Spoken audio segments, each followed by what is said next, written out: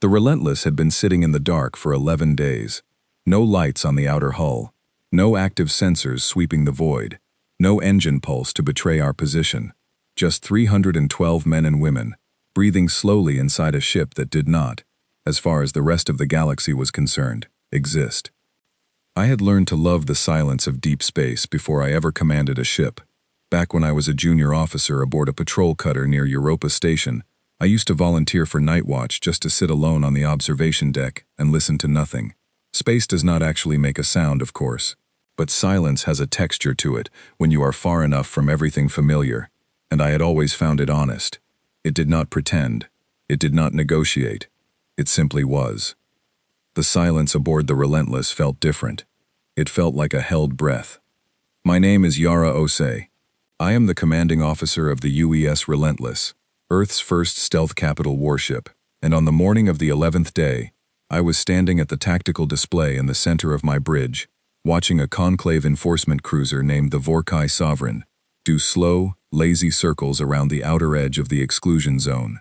The zone was a wide corridor of space that no faction had touched with weapons in 600 years. Every sapient species with a seat at the Galactic Conclave had agreed to treat it as neutral ground. Conclave patrol ships drifted through it routinely. They were not looking for trouble. They were simply making sure no one else caused any. They had no idea we were here. Lieutenant Dara Mwangi was sitting at the engineering console to my left, her head slightly tilted the way it always was when she was running calculations she had not yet decided to share. She had designed 2/3 of the Relentless herself, working from a converted civilian dry dock on the far side of the moon, where customs inspectors rarely visited. She was the reason the ship existed at all, and she knew it, and she wore that knowledge the way most people wear an old coat, comfortably, without needing to mention it. "The Sovereign is running a passive sweep," said Lieutenant Petros Kal from the weapons console. His voice was low and careful. He was 28 years old and had never fired at a living target. He had told me this during his interview for the posting, as though confessing a flaw. I had told him it was the most useful thing I had heard all week. "I know," I said. "Their passive array is newer than our intel suggested."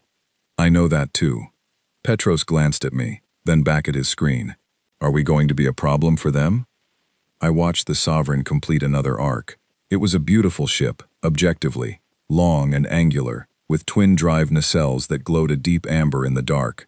Conclave engineering was older than human civilization, and it showed. Every line was confident. Every surface said, "We have been doing this for centuries, and we know exactly what we are." "Not yet," I said.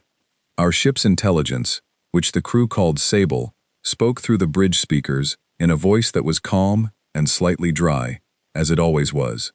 "Commander, the Sovereign's passive array has just completed its second sweep of our quadrant. On the third sweep, there is a 23% chance their system flags the gravitational shadow from our mass dampeners. On the fourth sweep, that rises to 61%. "How long until the fourth sweep?" 14 minutes. The bridge went very quiet. Not the comfortable silence of deep space. Something sharper than that. The kind of quiet that gathers before a decision that cannot be unmade. I had thought about this moment many times over the past 3 years. Since the day Admiral Nkosi had called me into her office and told me what was actually being built under that civilian shipyard's registration. She had laid out the mission parameters across her desk, and I had read them twice, and then I had looked up at her and said, "You're telling me that if this works, it changes everything." "That is exactly what I am telling you," she had said. I thought about the 14 years that humanity had spent applying to join the Galactic Conclave. 14 years of submitting documentation. 14 years of diplomatic visits, of cultural exchanges, of patient and polite requests to be heard. 14 years of being told to wait, that our application was under review, that these things took time. And then the quiet beginning of the blockade. Trade lanes that had been open for decades, suddenly patrolled by conclave enforcement ships. Human cargo vessels turned back without explanation. 2 colony freighters stopped and searched so thoroughly that their refrigeration units failed, and they lost 6 months of medical supplies. When Earth's diplomatic office filed a formal inquiry, the conclave responded with a letter explaining that the patrols were for humanity's own protection during a period of galactic tension. No one had asked us if we wanted protection. No one had asked us anything in 14 years. "Sable," I said. "All systems. Full power. Now."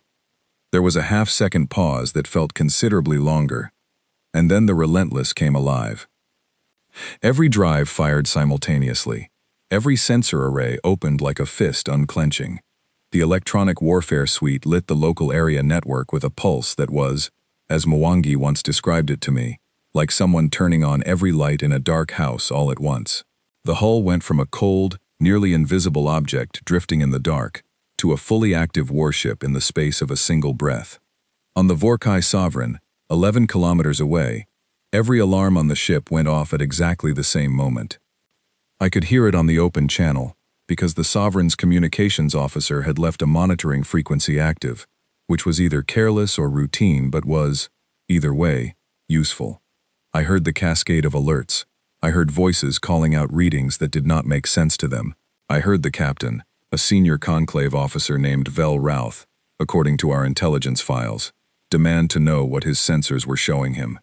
What his sensors were showing him was a ship the size of a city block that had appeared from nothing at a distance of 11 kilometers. On our bridge, nobody spoke. Petros was watching his targeting display with an expression that was not quite fear and not quite excitement. Mwangi had her hands flat on her console, perfectly still, the way she always went still when something was working exactly as she had intended. The rest of the crew was motionless, eyes on their stations. I opened the comm channel in 17 conclave languages simultaneously. Sable had prepared the translations weeks ago. "This is Commander Yara Osei, of the United Earthship Relentless," I said. "Earth's patience is a resource you have exhausted." I closed the channel. The Sovereign did not respond for 43 seconds. I counted. When Vel Routh finally spoke, his voice was steady. I gave him credit for that. "Unidentified vessel, you are in violation of Conclave Exclusion Zone protocols. Identify your registration and stand down all active systems immediately."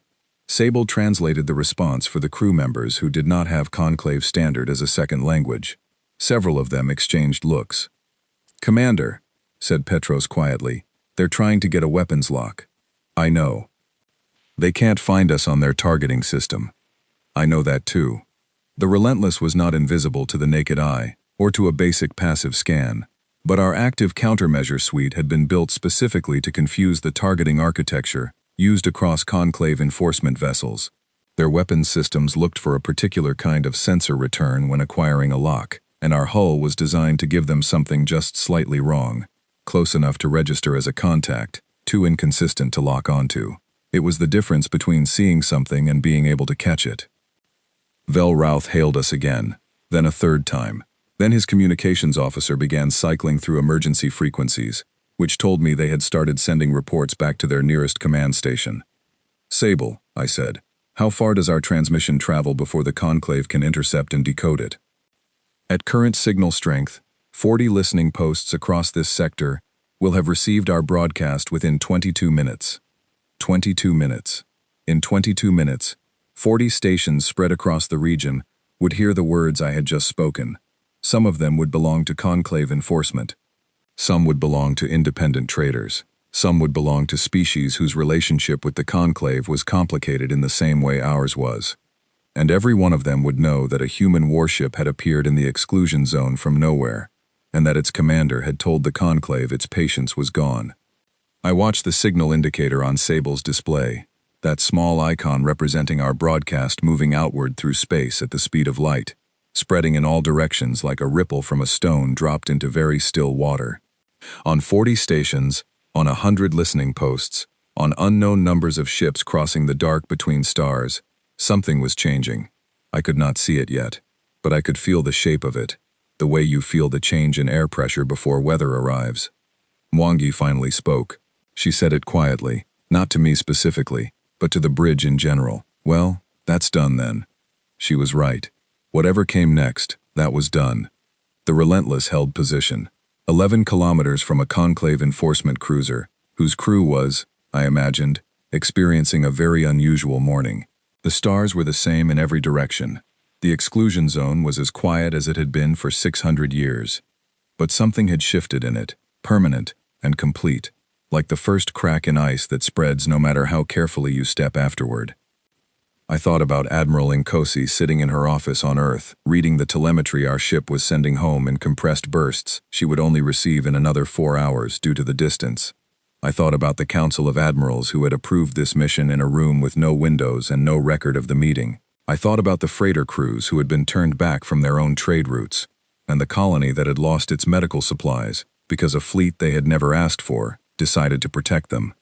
I pulled up my personal log and typed 4 words. First contact, second attempt.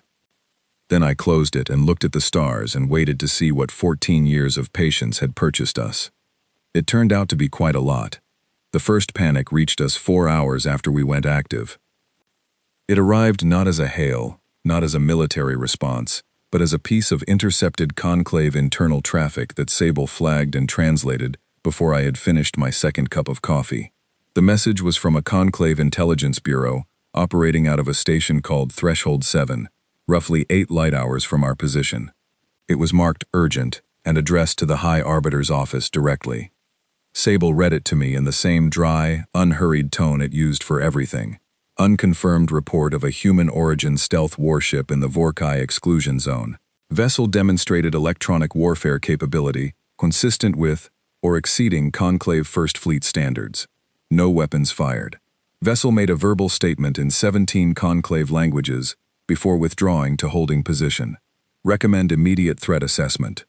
I set down my coffee. No weapons fired. That's the part they chose to highlight. It appears to have surprised them, Sable said. Good. 14 years ago, when humanity first submitted its Conclave membership application, Earth's diplomatic team had included a 50-page cultural briefing prepared for Conclave officials.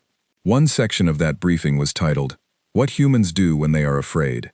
It was careful and honest, because our diplomats understood that the Conclave had encountered species who lashed out under pressure and species who folded, and they wanted the record to show what humanity actually did. Humans, the briefing explained, plan. When they are afraid, they build things. When they are uncertain, they study. When they are angry, they are frequently at their most precise. The relentless was not an act of desperation.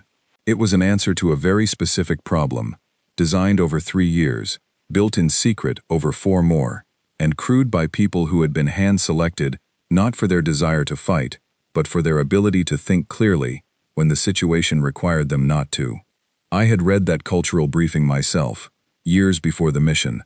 It was one of the things I carried with me in the same quiet way you carry a truth that nobody around you has thought to say out loud yet.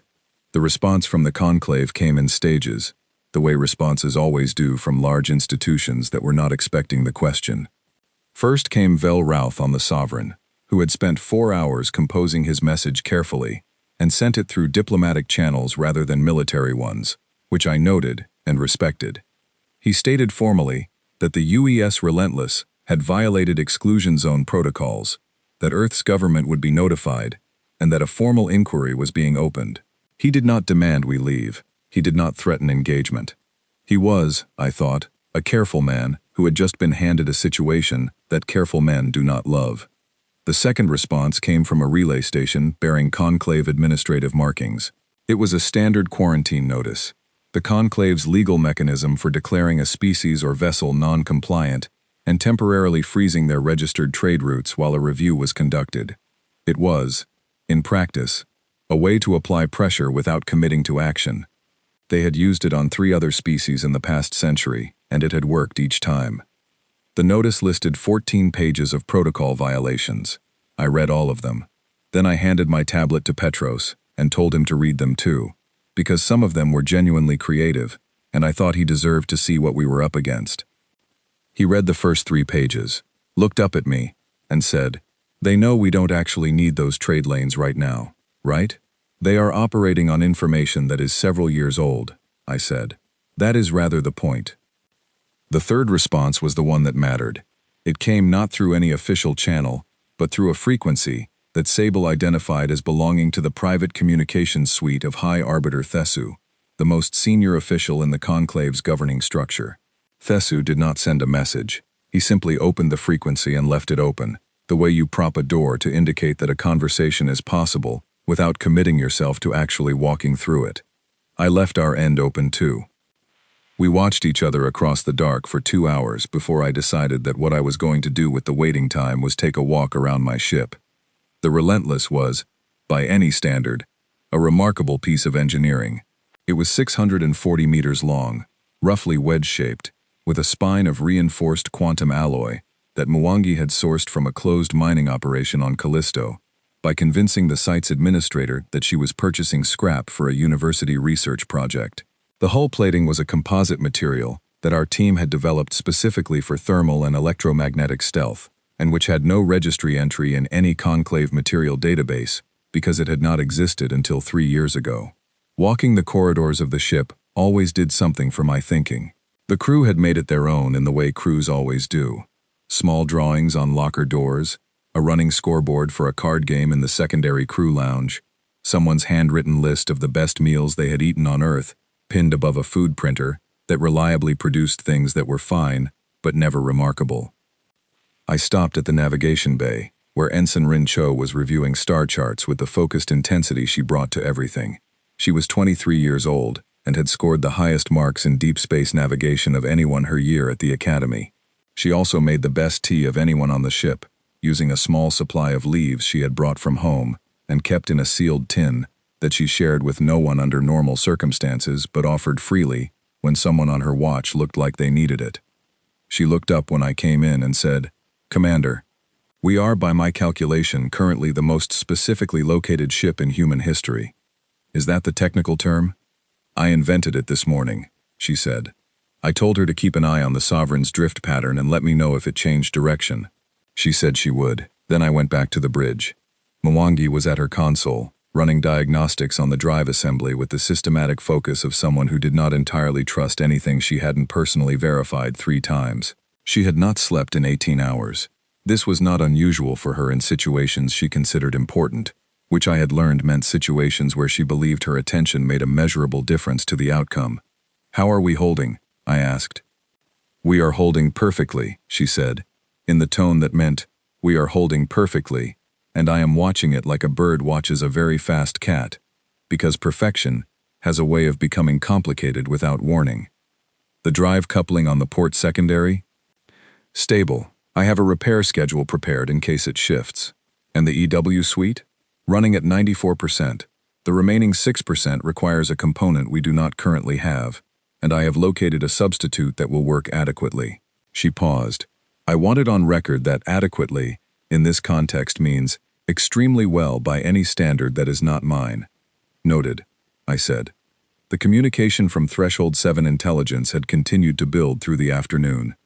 Sable was compiling the intercepts into a summary that I reviewed over dinner, sitting alone in my cabin with the summary on one screen and Earth's last diplomatic communique on the other. The Conclave's internal analysis of the Relentless was, in places, almost touching. Their threat assessment teams had been given our sensor profile from the Sovereign's encounter and asked to match it against any known species in the Conclave register. They had gone through 843 entries. Nothing matched. The reason nothing matched was simple. The Relentless had not been built to match anything. It had been built from first principles by a team of engineers who had spent years studying every piece of Conclave ship design they could obtain through trade exchanges, academic publications, and sources that required more creativity to describe, and then deliberately built something that did not look like any of it. Mwangi had a phrase for this approach. She called it the advantage of the new student. When you are learning something for the first time, you are not bound by any of the assumptions that experts carry without noticing. You can solve problems in ways that the experienced mind would discard immediately as too unconventional, because you do not yet know they are unconventional. The Conclave had been building warships for 600 years. They were extraordinary at it. They had optimized every component, refined every system, improved every metric, until their ships were the finest expression of the principles they had been built on. They had not thought to question the principles themselves. They had not thought to, because no one had ever made them. We had. At 1900 hours, Sable flagged a change in the Conclave's pattern that I had been expecting but not entirely looking forward to. "Commander, the Vorkai Sovereign has been joined by 3 additional patrol vessels. A 4th is en route, Estimated arrival 6 hours. Additionally, I am detecting long-range active scans consistent with Conclave First Expeditionary Fleet preparation protocols. They're assembling, I said. Yes. The First Expeditionary is commanded by Admiral Vel Karath. According to available records, he has led 47 diplomatic enforcement operations over his career. How many of them ended in combat? 3. All 3 were against species that fired first. I sat with that for a moment. So he's careful. His record suggests he prefers resolution to engagement. He is also, according to intelligence assessments, very good at projecting force without using it. He understands the space between a display and a threat. So do we, I said. The 4 patrol ships had formed a loose perimeter around our position. They were not close enough to be threatening, not far enough to be ignorance. It was a positioning message. We see you. We are capable. We are watching. I had Petros send our crew to quiet stations. Not battle readiness. That would have been a statement of a different kind. Just quiet stations. Everyone at their post. Everyone calm. Then I did something I had not told anyone I was going to do. I transmitted the coordinates of a Conclave forward naval installation, located 9 light hours outside the official exclusion zone boundary. It was a station that did not appear on any public Conclave registry. It had been operating for 4 years. We had known about it for 3 of those years, from a source I was not going to name in any log that might be read by anyone outside a very small circle. I transmitted the coordinates with no message attached, just the numbers, clean and specific and impossible to misunderstand. Then I waited. The response came from Threshold 7 Intelligence again, this time in a scrambled burst that Sable decoded in 14 seconds. It was not addressed to the Relentless. It was addressed to the High Arbiter's office. Sable translated it for me. Source of coordinate data unknown. Transmission implies access to classified installation records. Recommend immediate security review of all data pathways. Additionally, recommend extreme caution in any engagement scenario.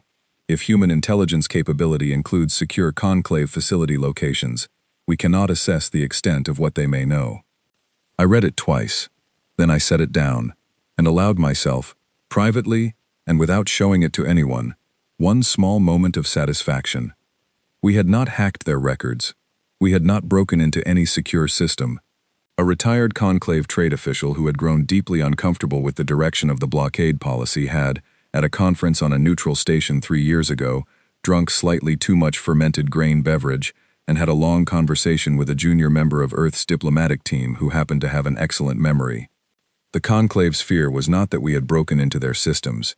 The Conclave's fear was that they did not know how we knew, which meant they did not know what else we knew, which meant every assumption they had made about the limits of human awareness was now suspect. I sent one final message that night, on the open diplomatic channel, knowing it would be received by every listening post in range. We have known about this for 6 years. We chose not to act. Consider why. Then I went to sleep, because leadership requires judgment, and judgment requires rest. And I had learned years ago that the best decisions are made by people who are not running on nothing but anxiety and old coffee. The ship breathed around me in the dark. Outside, 4 Conclave patrol vessels held their positions and watched us and tried, I imagined, to decide what we were. We were patient. That was the simple answer. We were patient, and our patience had finally found its edge. Admiral Vel Karath arrived at 0600 hours the following morning, and he brought 12 ships with him. I was awake when Sable announced it, standing at the tactical display with a mug of tea that Ensign Cho had left on the console outside my cabin door, sometime around 5, because she had noticed the light under the door and understood, without being asked, that the night had been a working one. The tea was excellent. It always was. The 12 ships came out of a coordinated drive burn and took up positions around the Relentless in a formation I recognized from the Conclave military doctrine files we had studied before the mission. It was called the Encircle Protocol. Conclave enforcement used it when they wanted to demonstrate absolute positional superiority. 12 ships in a specific geometric arrangement that left no viable exit vector for the vessel in the center. In 47 previous operations, it had worked perfectly. The ship in the center had always responded by powering down, or negotiating, or both. I watched the formation complete itself on the tactical display, and felt something settle in my chest. Not fear. Something more practical. The recognition that we had arrived at the moment this had always been heading toward, and that everything after this would be different depending on what I did in the next few minutes. "They're good," Mwangi said from her console. She had been watching the formation geometry calculate in real time. "The spacing on their perimeter ships is tighter than the doctrine standard." He adjusted it. "He knows the standard formation has exploitable gaps," I said. He tightened them. "Yes. Which means he studied us. Which means someone told him what they know." "Which is not very much," Sable said pleasantly. Velkareth opened a channel. His voice was deep and measured, and he spoke conclave standard in the formal register, which Sable translated instantly to the bridge speakers, while displaying the original on a side panel for those crew members who had studied the language. "Commanding officer of the unregistered vessel, this is Fleet Admiral Velkarath of the Conclave 1st Expeditionary. You are surrounded by 12 combat-ready vessels. You will power down your active systems, transmit your crew manifest and registry documentation, and prepare to receive an inspection team. You have 15 minutes to comply before we begin escalation procedures." Petros looked at me from the weapons console. His expression was calm, which meant he was working to keep it that way, which I respected. "He said 15 minutes, Petros said, "not 15 seconds. "Yes, that's deliberately generous. He wants us to have time to think clearly," I said. "He is trying to give us a way out that doesn't require anyone to do anything irreversible. He is, as Sable told us, a careful man. Are we going to comply?" I turned to face the tactical display fully. 12 ships. A clean encirclement. A reasonable offer, stated calmly, from a commander with a good record. Everything about Velkarath's approach was professional and considered, and in any other context might have been the beginning of a real negotiation. But we were not in any other context. We were in the specific context that 14 years of failed diplomacy had created, and the message I needed to send had nothing to do with compliance. "Sable," I said, "I want targeting solutions on all 12 ships, all weapon systems, simultaneously." The bridge was perfectly still. "Ready," Sable said. "Acquire all 12. Do not fire. Hold acquisition." What happened in the next 0.3 seconds was something the Conclave's threat assessors would spend the next several months trying to fully understand. The Relentless acquired targeting locks on all 12 ships of the 1st Expeditionary simultaneously, before a single one of their tactical officers could react, and the confirmation signals hit 12 different targeting screens at exactly the same moment. On 12 ships, 12 alarm systems went off. On 12 bridges, 12 tactical officers said variations of the same thing in their own languages, which was essentially, "That is not possible." I knew it was possible, because Mwangi had spent 11 months designing the targeting architecture specifically to do it. The standard conclave targeting doctrine assumed sequential acquisition. Lock the most threatening target first, then the next, working down a priority list. Mwangi had built a system that treated all targets as simultaneous and allocated processing resources dynamically across all active locks, maintaining each one independently. It was, she had explained to me during testing, not technically more powerful than conclave targeting systems. It was simply organized differently, because she had not started from the assumption that sequential was the only way to do it. I let the locks hold for exactly 10 seconds, long enough for every tactical officer in the encirclement to verify what they were seeing, long enough for the information to reach Velkarath on his flagship, long enough for the reality to become undeniable. Then I dropped all 12 locks simultaneously. Complete silence on every channel. "Admiral Velkarath," I said, "we could have. We didn't. That is the only briefing your council needs." Another silence. Longer this time. I could picture the conversations happening on 12 bridges right now.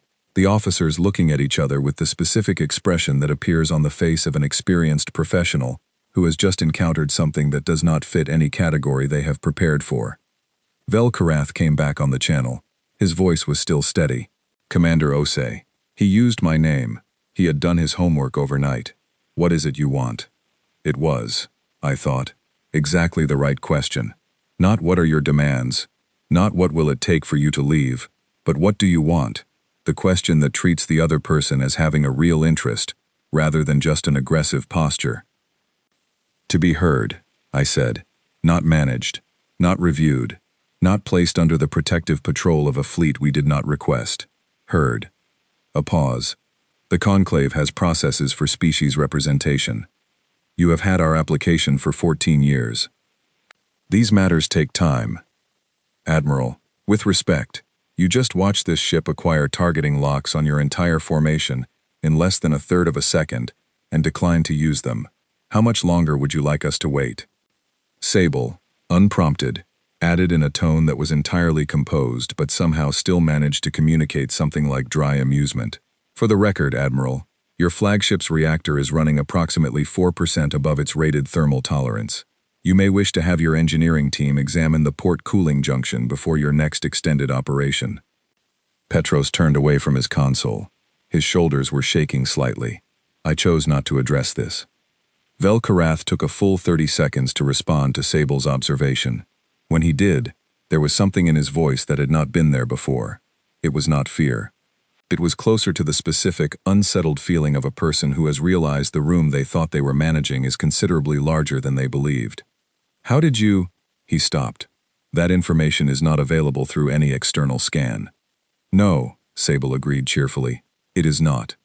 It was, in fact, available through an extremely detailed analysis of the Conclave's published maintenance schedules, combined with the specific electromagnetic signature that an overworked cooling junction produces at the molecular level, which our sensor suite was capable of reading passively, at a range of 30 kilometers.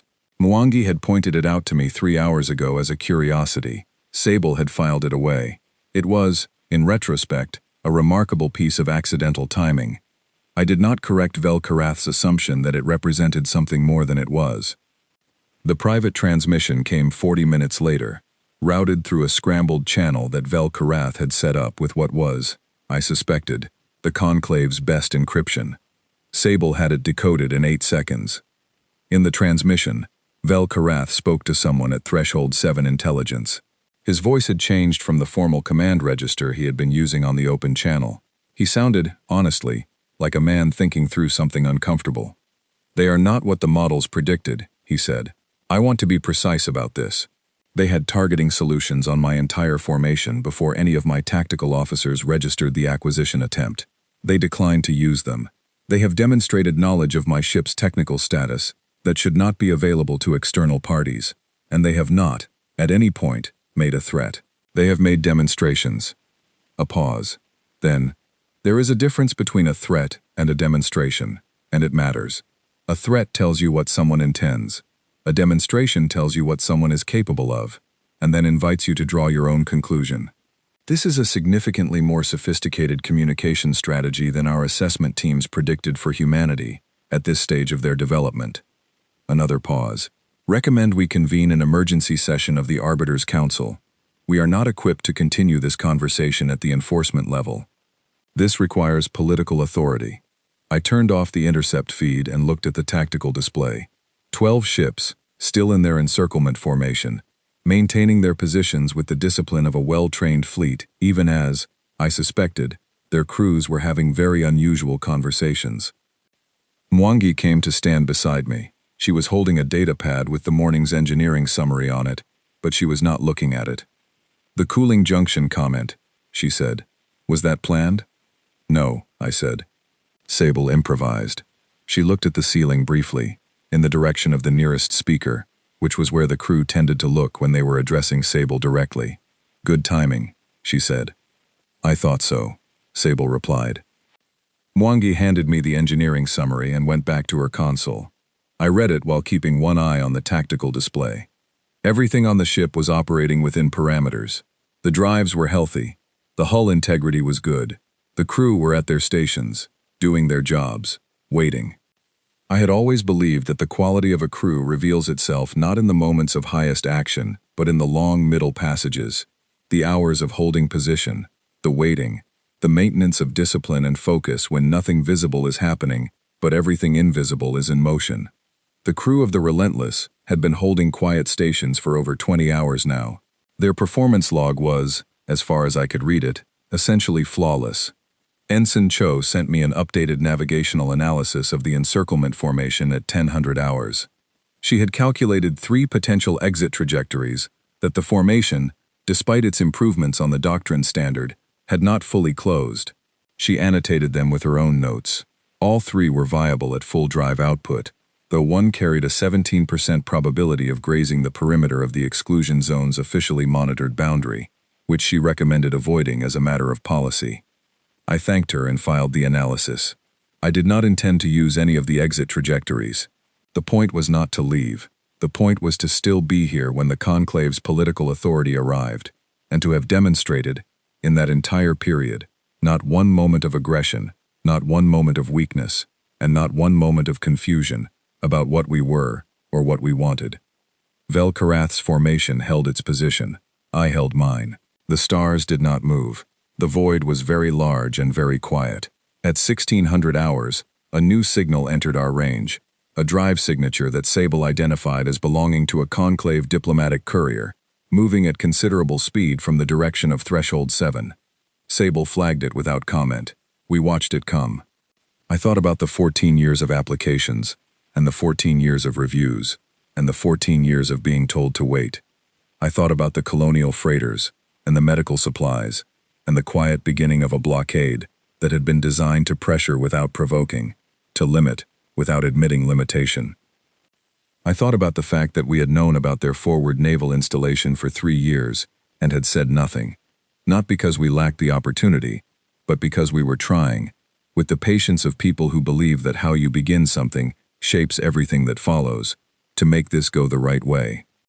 And now a diplomatic courier was coming, because 12 ships and an encirclement formation and 15 minutes to comply had met something they had not expected, and the Conclave's most experienced enforcement admiral had decided that this was above his authority level, and that was not a failure on his part. It was, if I was being honest, exactly the right call. We had not come here to fight a fleet admiral. We had come here to speak to the people above him. It looked like we were going to get the chance.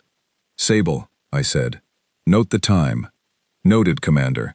16 hours, 4 minutes, and 11 seconds since we went active. Recorded in the mission log. Done. Would you like me to add a note? Yes, I said. Add. Patience has a return value. Today we began to collect. The diplomatic courier arrived, settled into a holding orbit, and began transmitting official Conclave protocol requests for a formal discussion channel. We agreed to every condition it named, and spent the next 6 hours exchanging preliminary documentation, while Vel-Karath's 12 ships maintained their perimeter. It felt, briefly, like things were moving in the right direction.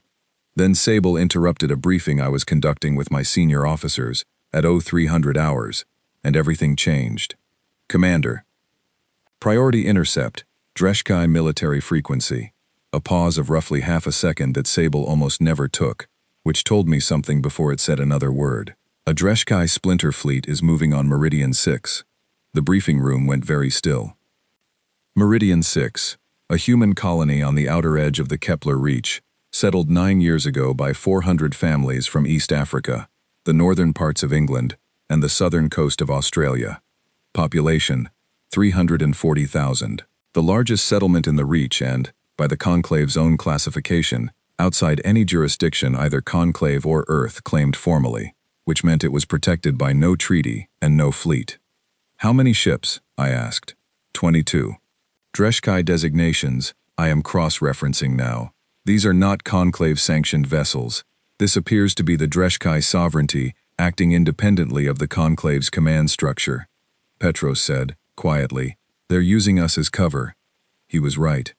The Dreshkai sovereignty was a militarist bloc within the Conclave that had, according to our intelligence files, been arguing for years that humanity represented a long-term threat that should be addressed before it became unmanageable. They had been outvoted in the Conclave's governing council consistently, and now, with the Conclave's attention locked on the exclusion zone situation, with Vel-Karath and his 12 ships occupied with the Relentless, the Dreshkai had decided to act on their own. They were betting that the human response fleet was weeks away. They were betting that Meridian 6 was undefended. They were betting, based on every data point they had, that there was nothing between their 22 ships and 340,000 people except empty space. They did not know about the Relentless. Because no one knew about the Relentless. That had been, until 36 hours ago, our greatest advantage. And now, It needed to be something else. Distance to Meridian 6 at maximum drive? I asked. Sable had already run it. 11 hours, 14 minutes at standard output. 7 hours, 41 minutes at combat overload. Dreshkai fleet, time to arrival at Meridian 6? 7 hours, 52 minutes. They will arrive 11 minutes after us at overload drive. 11 minutes. I looked at the table in the center of the briefing room, where the tactical charts were spread, and thought about 11 minutes in a way that made it feel simultaneously very long and very short. Mwangi, I said. She was already on her feet, datapad in hand, the expression she wore when a problem had presented itself that she intended to solve regardless of the technical obstacles involved. I know, she said. The port secondary drive coupling. It hasn't been rated for sustained overload output. No, she said, it hasn't. Tell me what's possible. She looked at her datapad. She looked at the ceiling, in the way that meant she was running calculations in her head that had not yet been made visible to anyone else. Then she looked at me. I can get you 7 hours and 38 minutes to Meridian 6. I will need to be physically in the drive compartment for the last 90 minutes of the run. That's a high radiation environment at overload. Yes. I'm not ordering you to. Commander Osei, she said, with the particular patient firmness she used when she found my attempts at consideration, well-meaning but beside the point. That is my engine. I built it. I know where every junction is and what every sound means, and how to hold it together in conditions it was not designed for. There is no one else on this ship more qualified to stand in that compartment for 90 minutes. Ordering or not ordering has nothing to do with it. I looked at her for a moment. 7:38, I said. Make it happen. She was already moving toward the door. I turned to the rest of the senior officers. Full drive burn in 4 minutes. Petros, weapons to quiet readiness. Not hot. I don't want a targeting signature that reads as aggressive on approach. We go in calm, and we deal with what we find. What about the diplomatic courier? Asked Communications Officer Hal Greer, a quiet, methodical man who had been running the exchange with the conclave representative, without sleep for most of the night. Send a message. Tell them we have a developing situation requiring immediate movement. Tell them we will resume contact within 12 hours. Send coordinates of our destination so they know exactly where we are going and why. Greer raised an eyebrow. You want them to know? Yes. I want the conclave to watch. When they see what we are about to do and what we are about to prevent, they will have information they did not previously have. That information is useful to us. He nodded and went to his console. We left the exclusion zone at full overload burn, and I sent a final transmission to Velkareth directly before we moved out of his range.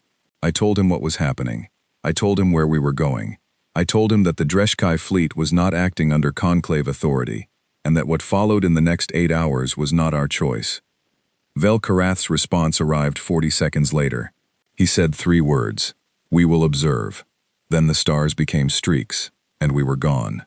The overload run was the hardest sustained period of my command, not because of the danger, though the danger was real and present, but because of the waiting. I had done everything I could to position the ship well. The decisions were made. The course was set. And now for 7 hours and 38 minutes there was nothing to do but hold position, monitor the drive, and let Mwangi do what only she could do in that compartment. I walked the ship again. It steadied me, and I think it steadied the crew to see me walking, unhurried, stopping to talk for a minute at each station, not pretending nothing serious was happening, but also not behaving as though the weight of it required me to carry it visibly. At hour 3, I stopped outside the drive compartment and listened to the sound the engines were making. There is a particular frequency that overloaded drives produce that you feel more than hear, a vibration in the back of your teeth and in the bones of your hands when you press them against a bulkhead. Mwangi had told me once that drives talk if you listen to them properly, that every variation in output has a sound, and that experienced engineers learn to read those sounds the way musicians read a score. I pressed my hand against the bulkhead. The vibration was steady. She was holding it. At hour 5, Ensign Cho appeared at my elbow with a fresh mug of tea and a navigational update. We were ahead of schedule by 6 minutes because the Relentless was running cleaner than projected, even at overload, which she attributed to Mwangi's pre-run preparation work. How are you doing? I asked her. She considered the question with the seriousness she gave everything. I am functioning well, she said. I am also aware that 340,000 people are at the end of this course line, and I find that clarifying. It is that, I said. At hour 6, Sable quietly told me that the Dreshkai fleet had increased their drive output by 12%, which meant they had detected our departure from the exclusion zone and adjusted their timeline. Our margin had dropped from 11 minutes to approximately 9. I told Mwangi, through the drive compartment comm. She said, and I want to record this exactly because it captures her perfectly. I heard, the engine agrees. The engine agreed. Whatever that meant, exactly. The drive output increased 40 seconds later by an amount that brought our arrival margin back to 11 minutes. I did not ask how. Some questions are better left as gifts. We came out of the overload burn at Meridian 6 with 11 minutes and 14 seconds to spare. The colony appeared on our sensors as a cluster of warm, inhabited signals on the second planet of a quiet system, lights on the dark side of the world, communication traffic moving between the surface stations and the 2 orbital platforms, the specific and particular electromagnetic signature of a large number of people going about their lives in the ordinary way that people do when they believe the morning will come and the day after that. The Dreshkai fleet appeared on long-range sensors 9 minutes later, 22 warships.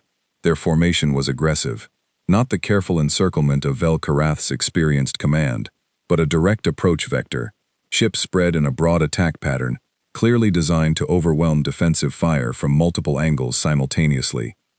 They had not built it to engage another warship. They had built it to deal with surface-based defensive platforms and civilian vessels. They were not expecting to find the Relentless between them and the colony. Petros's voice was completely level. Commander, 22 contacts. Range, 400,000 kilometers in closing. They'll have us on sensors in approximately 90 seconds. Weapons hot, I said, but we are not firing first. Understood. Sable, open a channel to the Dreshkai fleet commander. Open. Dreshkai fleet, this is Commander Yara Ose, of the United Earth ship Relentless. You are approaching a civilian colony under Earth's protection. You are not acting under Conclave authority. You will reverse course immediately. 93 seconds of silence. Then, human vessel, you are one ship. Withdraw or be destroyed. The next 20 seconds were the longest I have ever experienced.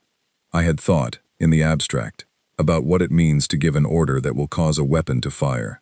I had thought about it the way you think about things that are possible but distant, carefully, seriously, but without the particular weight that comes when the distance disappears. Petros, I said. Target drive systems and weapon arrays only. I want every ship disabled, not destroyed. Clean shots. Understood, Commander. Confirm your targeting parameters before firing. Confirmed. Drive cores. Weapon emplacements. Crew sections excluded. Fire. What happened in the next 40 seconds was something that will be in the mission record, and in the tactical analysis files, and in every discussion of the Relentless for as long as people study what happened in the Kepler Reach. But I was not watching the tactical display during those 40 seconds. I was watching my crew. Petros worked with a precision that I had known he was capable of, and that he had never before had to prove in actual combat. His hands moved across his console with the careful focus of someone who understood that the space between what he was doing and what he was refusing to do was the most important measurement in the room. Sable managed the targeting calculations with a processing speed that kept every shot within the specified parameters, even as the Dreshkai ships began their own maneuvering.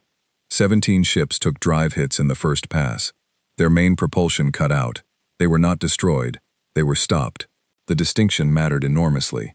The remaining 5 ships had managed enough of an evasive burn to complicate the targeting solution. 2 of them opened fire on the Relentless. The first shot struck our port forward section. The second struck the hull amidships. I felt the ship shudder under me the way a building shudders in a tremor, not collapsing, but acknowledging. Mwangi's voice came through the intercom from the drive compartment immediately, confirming that the drives were still operational and that she had sealed the 3 conduits that had been affected by the impact. Casualty report, I said. Greer looked at his board. His face told me something before his words did. Hull breach on Deck 7. Contained. 3 crew with injuries from the impact. Minor to moderate. And... He stopped. Greer. Ensign Cho, Commander. She was in the navigation bay when the second strike hit. The section depressurized before the seal engaged. The next 5 seconds were the kind that do not fully process while you are in them. They process later, in quiet, in the small hours, in the way grief always finds its time regardless of how much else is happening around it. Confirm, I said. Confirmed, he said. I made myself breathe. I made myself look at the tactical display, because the remaining 5 Dreshkai ships were still active, and the colony was still behind us, and those 340,000 people did not know what was happening out here in the dark above their world. Petros. The remaining 5 contacts. 2 broke formation on the last pass, Commander. Running. The other 3 are still active. Solutions? Ready. Fire. The 3 remaining active ships were disabled in the second pass. The 2 that had run were outside effective engagement range and continuing to withdraw. Sable calculated their trajectory as returning toward Dreshkai space at maximum drive output. Let them go, I said. I let the bridge stabilize around me. People were doing their jobs, reporting statuses, sealing sections, running the post-engagement checks that a crew does in the first minutes after a fight to verify the ship is intact. The voices were controlled. The processes were followed. I went to my console and opened the mission log. I typed her name, Ensign Rin Cho. I typed it in my own handwriting on the physical pad I kept for this purpose, the one that went into the formal record, because I believed that certain things should not be typed on a keyboard, that they deserved the different quality of attention that comes from holding a pen. Then I looked up and spoke to the bridge in a voice that was not quite steady, but was close enough. Well done, every one of you. Nobody said anything for a moment. Then Greer quietly said, "She would have been pleased with the navigation on that approach run, Commander. We were 6 minutes early." I nodded. "Yes," I said. "She would have been." The stars outside the viewport were the same as they always were, indifferent and enormous. The colony below us, warm and alive and unaware. On 17 disabled Dreshkai ships, crews were sealing compartments and sending emergency signals and very slowly understanding what had happened to them and what had, precisely and deliberately, not happened. We had not killed them. We had stopped them. The choice had cost us something irreplaceable, and I was not going to pretend otherwise to myself or to anyone else. But the choice itself had been correct, and it would remain correct regardless of what it cost. Mwangi emerged from the drive compartment 40 minutes later, looking exhausted in the specific way of a person who has held something together by force of will for a sustained period. She looked at my face and understood immediately that something had happened beyond the damage to the hull. I told her. She sat down where she was, in the corridor outside the drive compartment, and was quiet for a long moment. Then she said, "She was the one who left me tea on the console overnight." "Yes," I said. "She did that for a lot of people, I think." "Yes," I said. We sat in the corridor for a few minutes, the 2 of us, while the ship worked around us. Then Mwangi stood up, because she was Mwangi, and because the drives needed a post-overload inspection, and because she understood, as I did, that grief and duty are not opposites, and do not take turns. She went back to work. I went back to the bridge. There was still a great deal to do. We stayed at Meridian 6 for 36 hours. Not because we had to. The Dreshkai ships were disabled, their crews alive, and waiting for conclave recovery vessels that Vel Karath had dispatched within 4 hours of watching the engagement on his sensor feeds from the exclusion zone. The colony's orbital platforms were undamaged. The planet below was safe and unhurt. We stayed because leaving felt wrong. The way it feels wrong to step back from someone you have just helped before you are sure they have their footing. The colony administrator, a woman named Grace Okafor, reached us by comm 6 hours after the engagement. She had been awake for all of it, she said, watching on sensors from the surface, and her voice carried the particular quality of someone who has been very afraid for a very long time and has recently been allowed to stop. She asked me what we were. I told her we were the UES Relentless, out of Earth, and that we were sorry we had not arrived sooner, and that we would stay until she was satisfied the situation was stable. She was quiet for a long moment. Then she said, "My daughter was born here. She is 6 years old. She has never seen Earth." I told her I hoped that would change someday. She thanked me and signed off, and went back to managing a colony that had just watched a space engagement in the sky above their world and needed their administrator present and calm. Sable flagged the diplomatic courier's signal return at hour 8. The courier had been following our drive trail, maintaining a cautious distance during the engagement, and was now approaching at a speed that suggested it wanted to arrive promptly, but did not want to be mistaken for anything threatening. It was, I thought, a sensibly careful approach. It was not, however, what caught my attention. What caught my attention was the second signal, larger than a courier, moving at the speed of a ship that carried real authority and wanted you to know it was coming. Sable, I said. Yes, Commander. I was about to mention that. That is a Conclave Arbiter's transport. Registry code indicates it is carrying a senior official. How senior? The registry code is reserved for the High Arbiter's personal vessel. Petros turned around from his console and looked at me. He did not say anything. I had anticipated that the engagement at Meridian 6 would change things. I had not expected it to change them this quickly. Velkarath had observed everything from the exclusion zone, and he had transmitted a full record to Threshold 7, and apparently that record had moved through the Conclave's internal channels faster than I had estimated. When you are trying to make a point, and the universe hands you 22 ships attacking an undefended colony as the demonstration, there is a specific clarity to the situation that even a very large bureaucratic institution has difficulty ignoring. High Arbiter Thesu arrived 12 hours after the engagement. He came aboard the Relentless without an escort, having asked for and received my personal assurance that he would be received safely and with respect. I met him at the airlock with Greer as my only accompaniment, wearing my uniform in proper order, because how you receive someone tells them something about how you regard the conversation you are about to have. Thesu was older than his official portrait suggested. Conclave species age differently than humans, and the specific markers of it were unfamiliar to me. But there was something in the way he moved, carefully, with the particular economy of someone who has learned over many years to reserve energy for what matters, that communicated duration.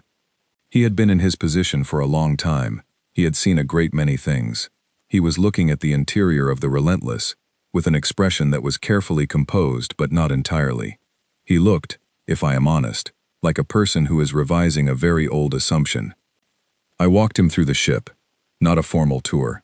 I showed him the navigation bay first, because it was still marked with the response team's work from after the breach, and I wanted him to see that before anything else. I showed him where Ensign Cho had worked. I did not tell him her name yet. I was waiting. He looked at the navigation bay without speaking for a long moment.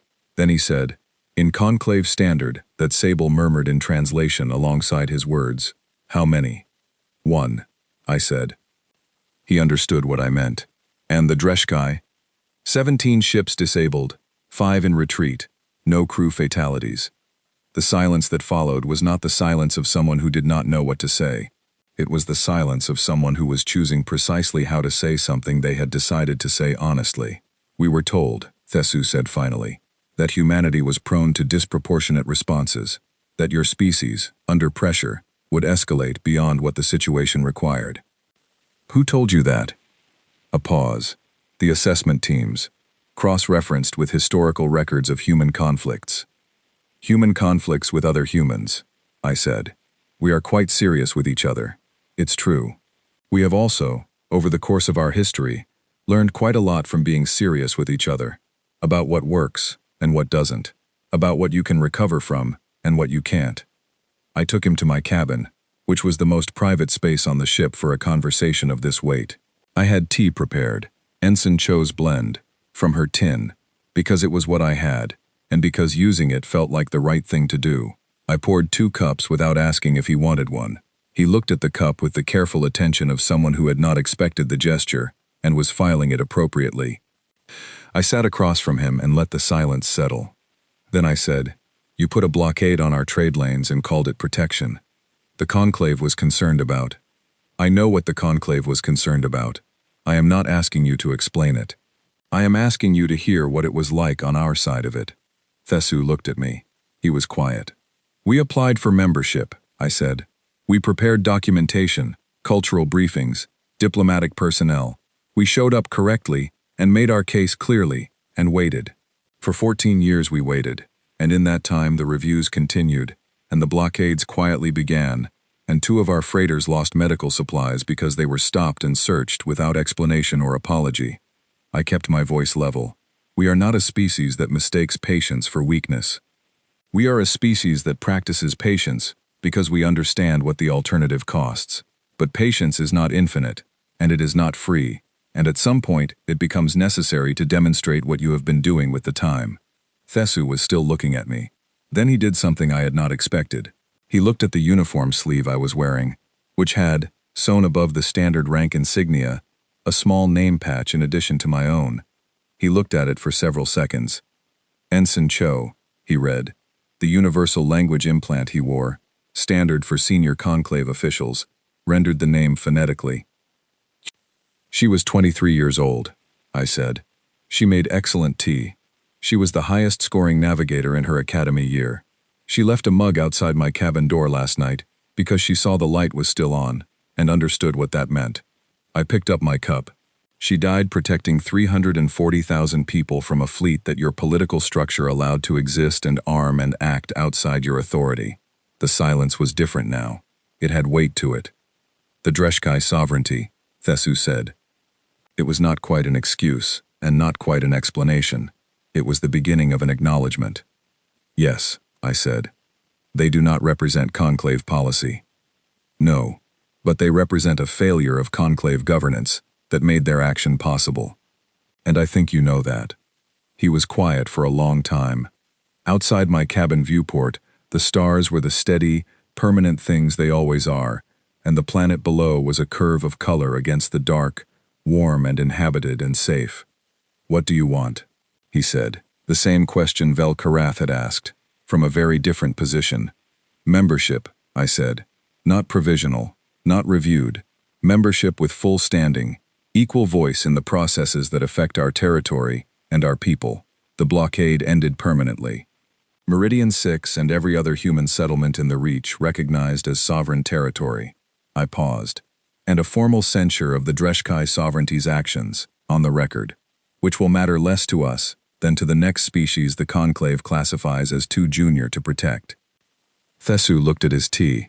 He picked it up, which surprised me, and drank from it, which surprised me further. He held the cup for a moment. This is very good, he said. Yes, I said. It is. The formal agreement took 9 days to negotiate. I will not pretend it was easy, or that every point was settled without difficulty. There were sessions where conclave legal representatives raised objections that were, in some cases, genuine procedural concerns, and in others were the specific kind of procedural concerns that exist to slow down outcomes that have become inevitable.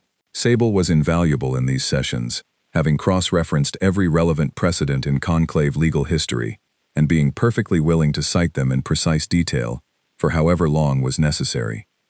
Petros sat in on 2 of the sessions and kept a running tally of the number of times Sable cited a conclave ruling that the conclave's own legal team had apparently forgotten existed. By the end of day 6, the tally had reached 31, and Petros had stopped finding it funny and started finding it impressive, which Sable took as a form of compliment. Mwangi spent the 9 days doing something that was, in her words, absolutely required and long overdue. A complete post-overload inspection of every drive system on the ship. The port secondary coupling had held, she told me, by a margin that she described as sufficient, in the tone that communicated she had held it herself, with her own hands, and her own understanding of where every stress point was, and that her presence in that compartment had not been incidental to the outcome. I wrote Admiral Ninkosi a personal letter on the 3rd day, sent in a compressed burst on the secure channel. I told her the broad strokes of what had happened and what was being negotiated. I told her about Ensign Cho. Ninkosi had known Cho's family, had personally recommended her for the relentless posting, and I felt she deserved to hear it from me, rather than through the formal casualty notification that would follow. Her response came 18 hours later. It said, "The mission was right. The outcome is right. Carry her name with you." Then, below that, "Tell Mwangi I knew the coupling would hold. I told her so when she was worried about it during the final inspection. She said I was insufficiently concerned. Tell her she was correct." I gave Mwangi the message. She read it twice, then folded it very carefully and put it in the pocket of her work jacket. On the 9th day, Thesu and I signed the document in the Relentless's briefing room, with Greer and 3 Conclave officials as witnesses. Sable recorded the timestamp and transmitted it simultaneously to Earth's diplomatic office and to 47 Conclave member stations. The blockade orders were rescinded within the hour. The formal censure of the Dreshkai sovereignty's action was entered into the Conclave's official record by end of day. When Thesu left, he paused at the airlock. He turned to me and said, in the careful, considered way he had of speaking that I had learned to respect over the 9 days, my assessment teams will need to revise a great many of their models. About humans? I said. About patience, he said. We had categorized it as a passive quality, something that indicates a lack of capacity to act. He looked at the ship around him, the corridors, the consoles, the particular quality of a vessel built by people who knew exactly what they were building and why. We were not correct. I saw him to the airlock. He left with his escort, and the Conclave transport pulled away from the Relentless in a smooth, well-handled arc, and I watched it on the tactical display until it was a point of light, among other points of light. Then I went back to the bridge, because the ship was still there, and the crew was still there, and the work was not finished, simply because one piece of it was. Greer told me that 3 separate Conclave member species had requested informal communication channels with Earth's diplomatic office within 24 hours of the agreement being made public. He gave me the names. I recognized 2 of them as species that had previously described themselves, in Conclave forums, as uncertain about where humanity fit in the structure of galactic civilization. They were beginning to have an idea. I stood at the viewport on the bridge for a long time that evening, after most of the crew had rotated to rest, looking out at the planet below. The colony's lights were visible on the dark side of the world, scattered and warm, the lights of 340,000 people going about their evenings in the ordinary way. Sable spoke quietly. Commander, a transmission has arrived from the surface. It is marked for your personal attention. What is it? A drawing, Sable said. Sent by a child. I have displayed it on your personal terminal. I went to my terminal. The drawing was made in a child's materials, on what appeared to be actual paper, something you did not often see on the newer colonies, where everything was digital, but which some families maintained as a deliberate practice. The drawing showed a large gray ship, angular and somewhat approximate, flying above a round planet. There was a small flag on the ship's hull that was recognizably an attempt at Earth's colors. Below the image, in careful printed letters that a 6-year-old manages with effort and pride, "Thank you for not being scary." I looked at it for a long time. Then I called to Sable and asked it to have the drawing printed and mounted in a proper frame and placed on the bridge, somewhere visible from the command station, where it would be the first thing I saw when I came on duty in the morning. Sable said it would see to it. When I arrived the next morning, the frame was there, centered above the tactical display, the child's careful letters legible from across the room. The crew noticed it. Nobody said anything about it directly, but I caught Petros looking at it during his shift, with an expression that was not something I could easily name, not quite pride, not quite grief, something that lived between the two in a space that does not have a clean word, but that anyone who has ever cared about something they cannot fully protect would recognize immediately. We stayed in the Reach for 3 more days, long enough to complete the post-engagement report, conduct a full systems review, and allow Mwangi to finish her work on the drives to her own satisfaction, which was the only standard she considered worth applying. Then we set course for Earth. I wrote in the mission log on the last night before transit. I wrote for a long time, because there was a great deal to record, and some of it was the kind of thing that needs to be written carefully, for the people who will read it later, and need to understand not just what happened, but what it meant to the people it was happening to. I wrote about patience. I wrote about what 14 years of it looks like when you are living it, not noble and distant, but daily and specific, the accumulation of small rejections and quiet indignities, and the persistent choice, made again and again, to continue doing things correctly, because you believe that how you do things shapes what you eventually become. I wrote about Mwangi in the drive compartment for 90 minutes at overload, holding her engine together by knowing it better than anyone else in the universe. I wrote about Petros and his careful hands on a weapons console, and the thing he had told me during his interview, never fired at a living target, and he had said it as a flaw. I wrote about Ensign Cho. I wrote about her for a long time. I wrote about the T and the navigational analysis with its careful annotations, and the way she said things that were precise and true, without being obvious. The way she brought a specific quality of attention to everything she did, that was, I believed, one of the rarer things a person can carry. The stars outside the viewport were very clear and very steady. The colony below us was dark now on this side, rotating through its own night, the lights of the inhabited sections visible around the planet's curve. Everything was quiet. I finished the log entry and closed it. Then I wrote one final line in the separate section I kept for personal observations. The section that was not formal record but mine. The section I wrote for myself, and for whatever version of this moment I would return to later, when I needed to remember it clearly. I wrote, "We are still waiting to be called peaceful. We suspect that will take a while. That is all right. We have always been good at waiting, and the next time someone asks what humans do when they are patient, there will be a record. There will be a record." The Relentless turned toward home, and the stars opened ahead of us, and the void was very large and very honest, and we were, all 311 of us, exactly what we had come here to be. Nothing more, nothing less. That was enough.